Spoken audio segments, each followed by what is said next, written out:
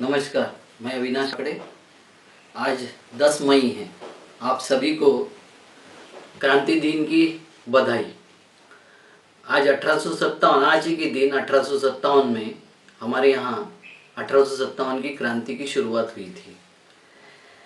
और इस आंदोलन को, ये किसान आंदोलन था और इसके जो नेता थे वो धन सिंह चपराना कोतवाल थे।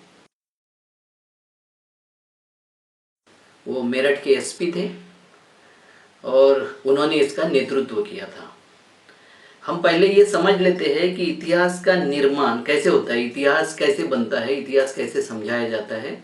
तो कुछ लोग इतिहास का निर्माण करते हैं, कुछ लोग उस इतिहास का लेखन, गायन और बखान करते हैं, कुछ लोग उसको इतिहास को पढ़ाते हैं, समझाते हैं और उसका वर्तमान से संबंध जोड़ते हैं।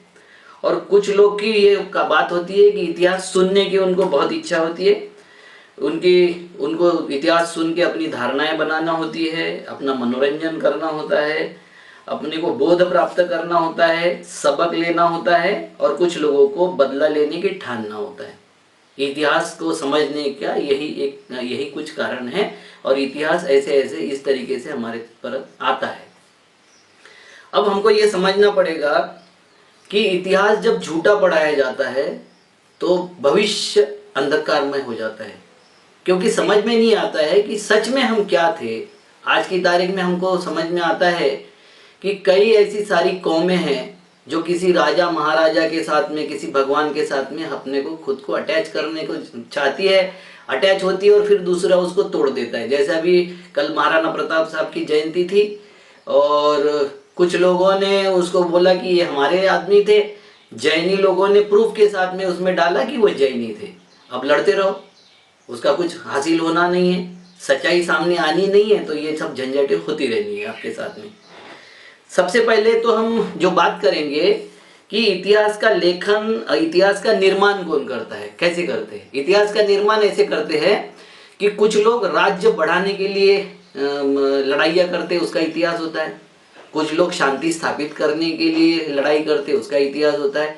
कुछ लोग बदला लेने के लिए लड़ाइयाँ करते, उसका इतिहास होता है। कुछ काम करते, उसका भी इतिहास होता है।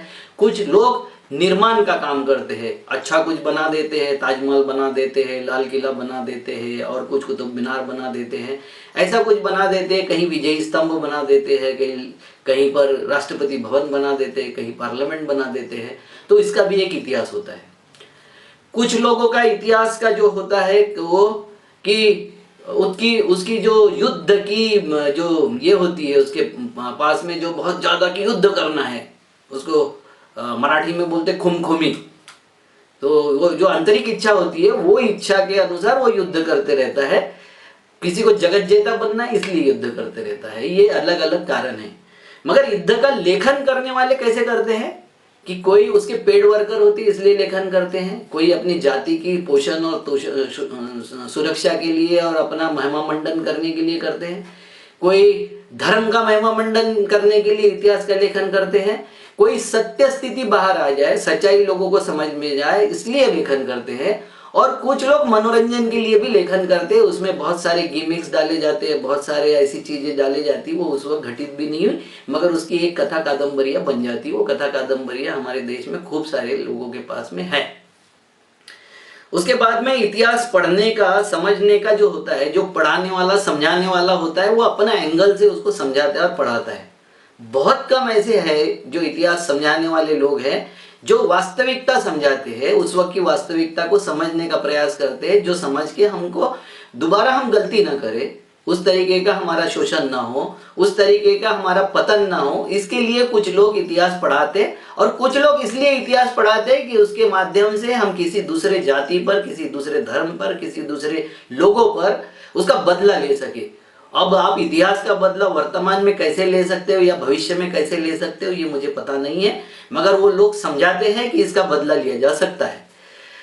चौथी बात है कि इतिहास को जो समझने वाले, मैंने पहले ही शुरुआत में बताया कि उसमें भी 4-5 तरीके के लोग होते हैं जो इतिहास समझना चाहते हैं। अब हम इसके इस प्रकाश में हम देखते हैं कि 1857 का इतिहास क्या है। 10 मई 1857, ये तारीख याद रखना, बहुत तारीख महत्वपूर्ण है। 10 मई 1857, इसी दिन ये क्रांति की शुरुआत हुई थी। 1857 की क्रांति जिसको बोलते हैं, इसकी शुरुआत हुई थी मेरठ से। आप ये तारीख याद रखो। अब आप बताता हूं कि कुछ लोग इस 1857 के गदर को या विद्रोह को या क्रांति को धार्मिक विद्रोह कहते थे, धार्मिक क्रांति कहते थे। कुछ लोग इसको सैनिक विद्रोह कहते थे।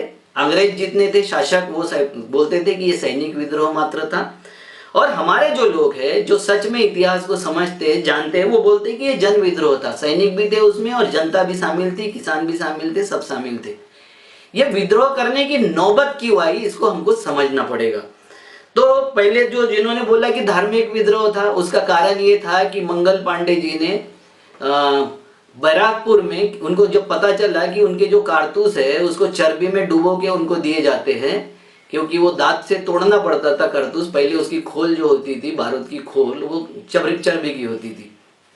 तो अब चर्बी के खोल को तोड़ने का काम जब दांत से होता था तो किसी ने उनको बताया और दिखा दिया वहां के किसी कर्मचारी ने कि ये देखो ये चर्बी में बन रहे हैं और तुम काहे की अपनी पंडितगिरी बताते हो, तुम तो रोज चर्बी मुंह में लगाते हो। तो उसका जो उद्रेक उनके मन में हुआ और उन्होंने वहां के अंग्रेज अफसर पे फायर किया। इसके कारण उसको कुछ लोग बोलते हैं कि ये धार्मिक विद्रोह था। ये धार्मिक जो उनकी आस्था थी, उनकी जो उस पर श्रद्धा थी उसका हनन हुआ, इसलिए ये धार्मिक विद्रोह था। ऐसा कुछ लोग इतिहासकार बोलते हैं। कुछ लोग बोलते हैं सैनिक विद्रोह था, क्योंकि अंग्रेजों को ये बताना चाहिए था कि इसमें जनता नहीं है, जनता का तो हम बहुत अच्छे तरीके से पालन पोषण कर रहे हैं। कुछ सरफिरे जो सैनिक है उनको कुछ और चाहिए था, इसके लिए उन्होंने सैनिक विद्रोह किया और उसको हमने कुचल दिया, ऐसा अंग्रेज बोलते हैं।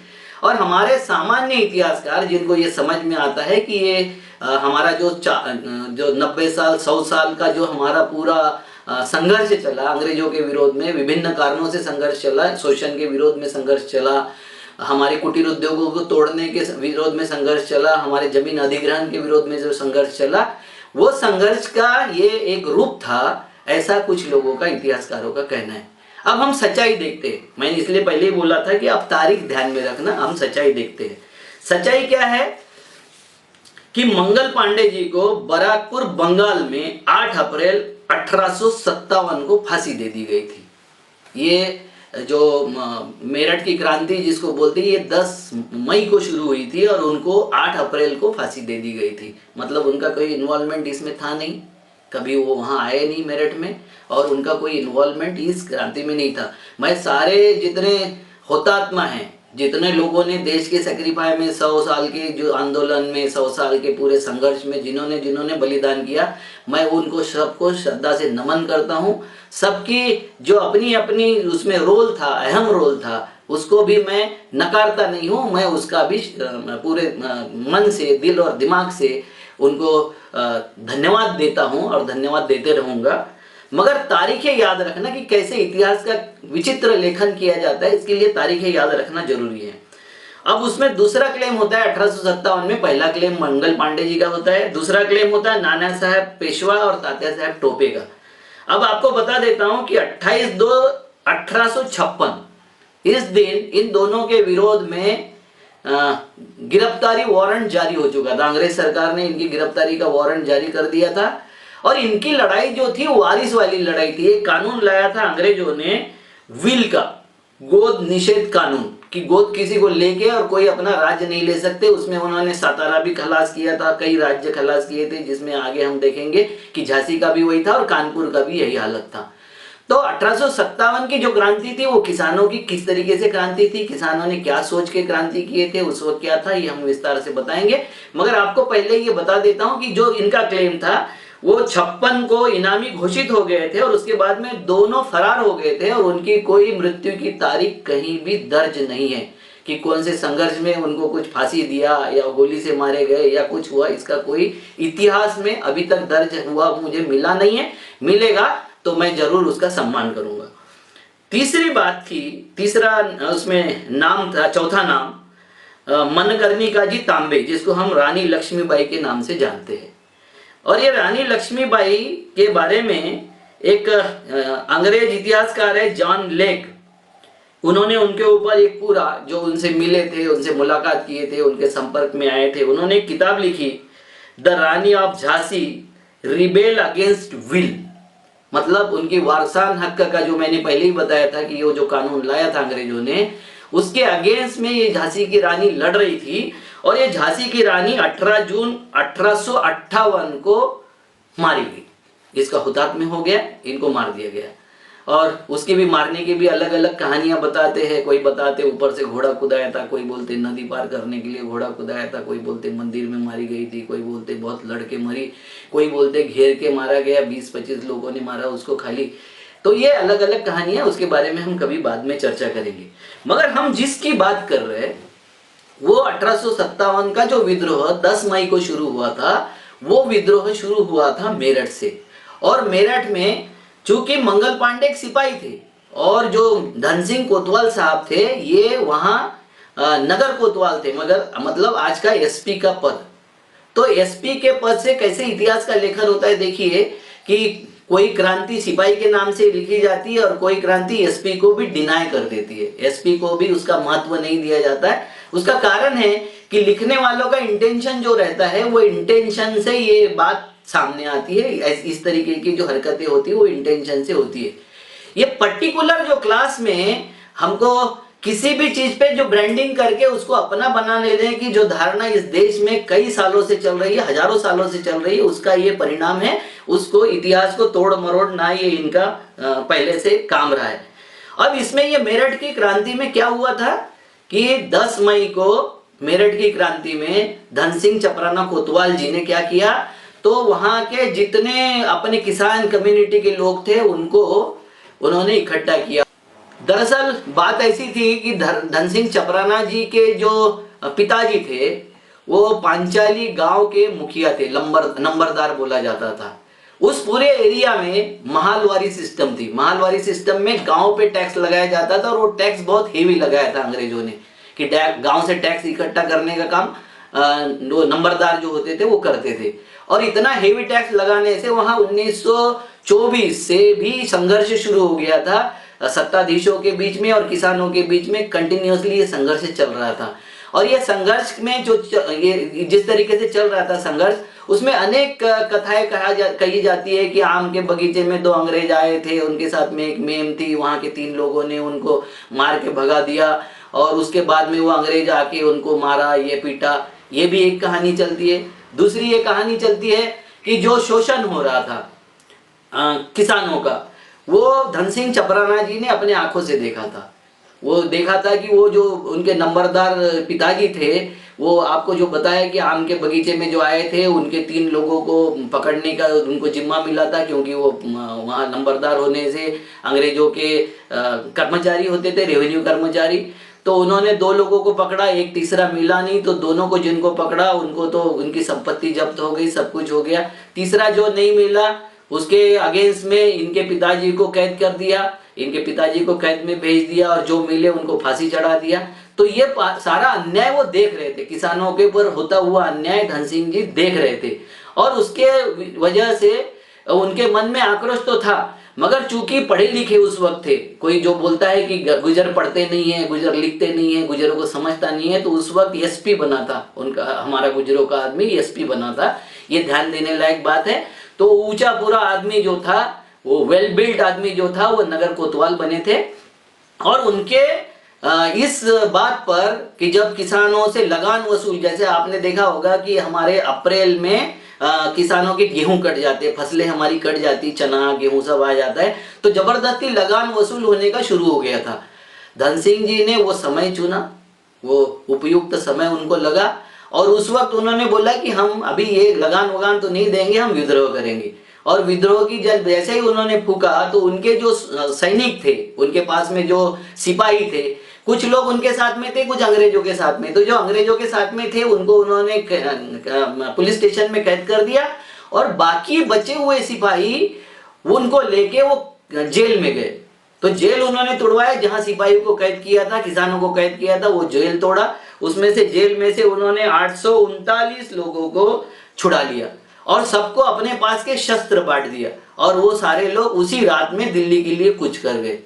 अब किसी कारणवश वो विद्रोह सफल नहीं हुआ, मगर वो विद्रोह जो था उसमें 3 जातियां प्रमुखता से इन्वॉल्व थी। एक थे गुजर, दूसरे थे बंजारा और तीसरे थे रांगड़।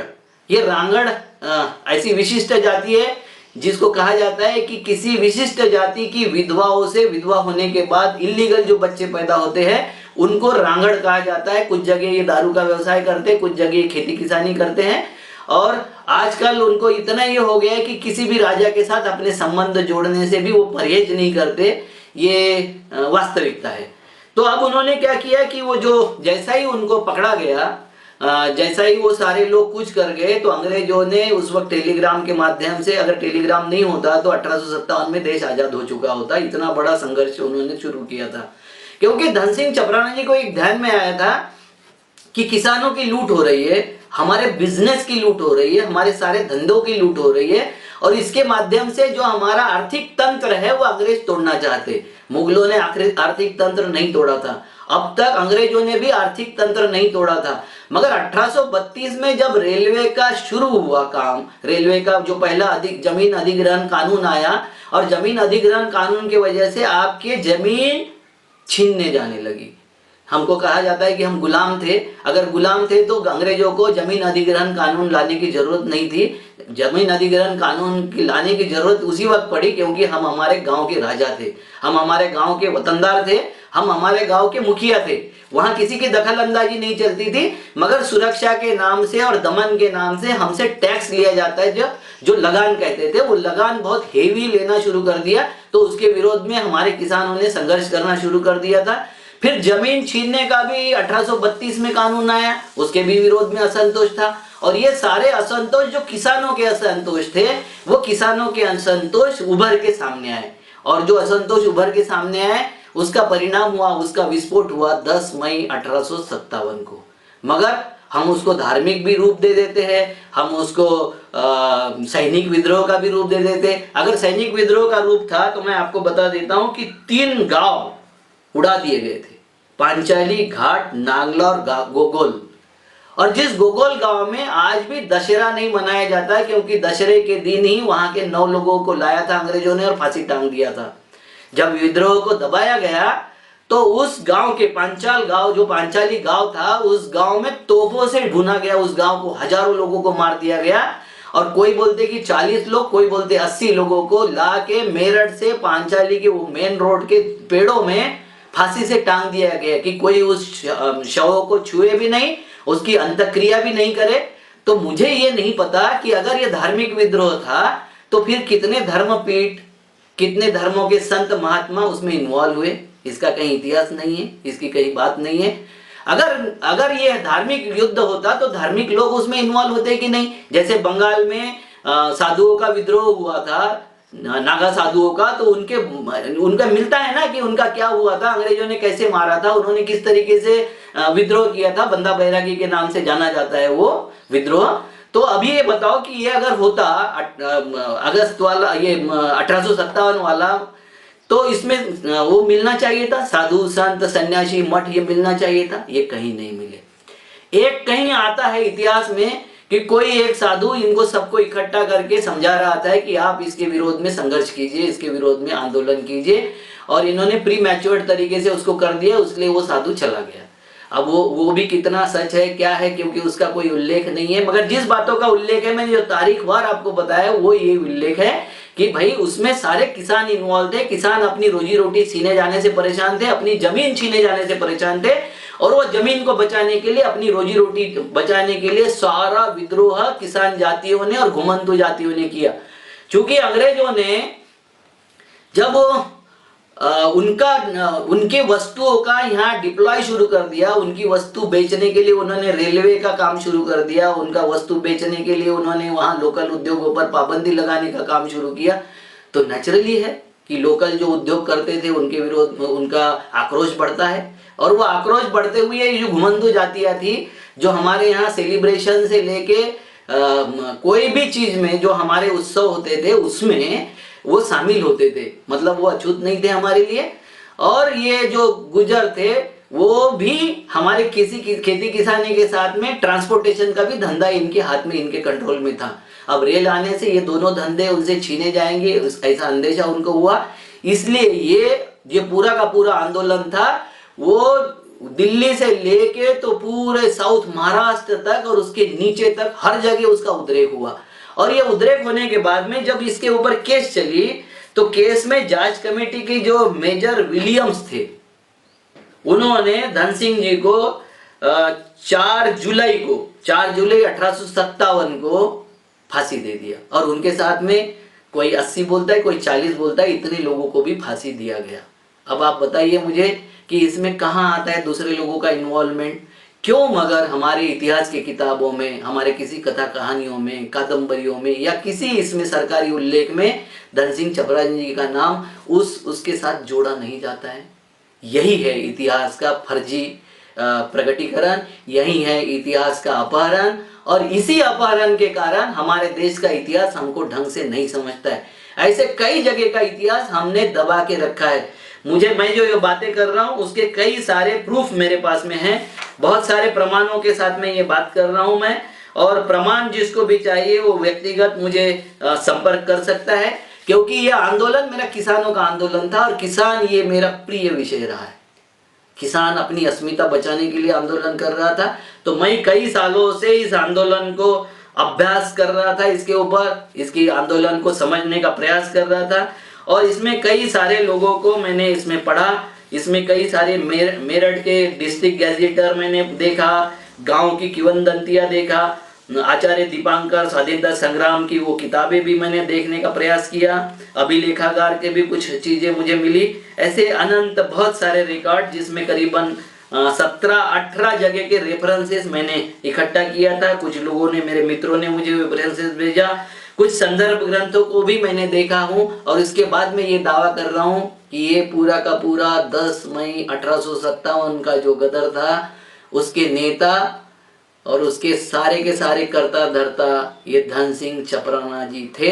दूसरा किसी का इन्वॉल्वमेंट नहीं था। जो चारों लोगों ने सेक्रीफाई किया है, जिनके नाम उसमें घुसेड़े जाते हैं, वो चारों लोगों का तारीख के अनुसार और इतिहास के अनुसार कहीं इसमें इस क्रांति में योगदान नहीं था। हो सकता है उन्होंने बहुत सारी लड़ाई लड़ी होंगी, अपने अपने इसमें काम किया होगा और किया भी है, तो उनका उद्देश्य अलग था। इस देश की स्वतंत्रता, आम आदमी की स्वतंत्रता, इस किसानों की स्वतंत्रता, किसानों की दुर्दशा पर जो आंदोलन हुआ था उस आंदोलन को कोई अपहृत न कर दे, उस आंदोलन को कोई ले न जाए और उसमें ब्रांडिंग करके हमको जबरदस्ती दूसरे के विरोध में न भड़काया जाए। इसलिए मैं ये आपके साथ में बात कर रहा हूं। धन्यवाद, नमस्कार।